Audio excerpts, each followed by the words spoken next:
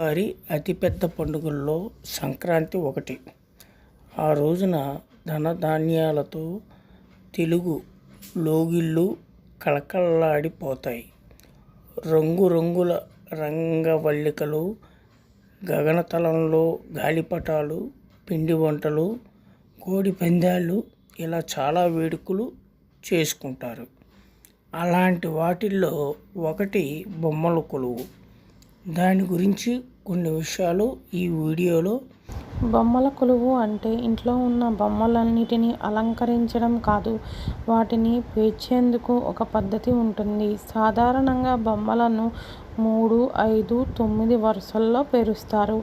ఈ కొలువు పేర్చే ముందు తెలుసుకోవలసిన విషయాలు ఏమిటంటే, భగవంతుడి దశావతారాల సూత్రాల ప్రకారం సృష్టి పరిణామ క్రమం, మానవుడి అభివృద్ధి దృష్టిలో పెట్టుకొని వివిధ పరిమాణాల్లో బొమ్మలు అమరుస్తారు.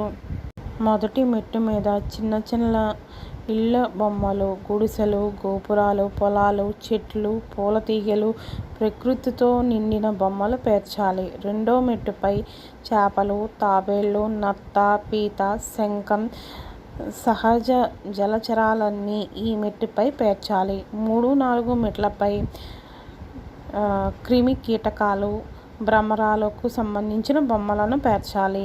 5వ మెట్టుపై జంతువులు, పక్షులకు సంబంధించిన బొమ్మలను పేర్చాలి. 6వ మెట్టుపై మానవ రూపాలకు సంబంధించిన బొమ్మలను పేర్చాలి. 7వ మెట్టుపై మహనీయుల బొమ్మలు పెట్టాలి. 8వ మెట్టుపై అష్టదిక్పాలకులు, నవగ్రహాలు, పంచభూతాలకు సంబంధించిన బొమ్మలు పెట్టాలి. 9వ మెట్టుపై అన్నిటికన్నా ఉత్తమమైన 9వ మెట్టుపై త్రిమూర్తులు, లక్ష్మి, సరస్వతి, పార్వతి బొమ్మలతో అలంకరించాలి. అంటే దేవుడి బొమ్మలన్నీ పైన అలంకరించుకొని మీ దగ్గరున్న మిగిలిన బొమ్మలను ఎలా పేర్చాలో ముందుగా నిర్ణయించుకోవాలి. సంతాన భాగ్యం కోసం, పాడి పంటల కోసం, సుఖమైన కుటుంబ జీవనం కోసం ఈ బొమ్మల కొలువును పెడతారు. వినాయకుడితో కూడిన కుమారస్వామితో ఉన్న శివపార్వతుల బొమ్మ తప్పనిసరిగా పెడతారు.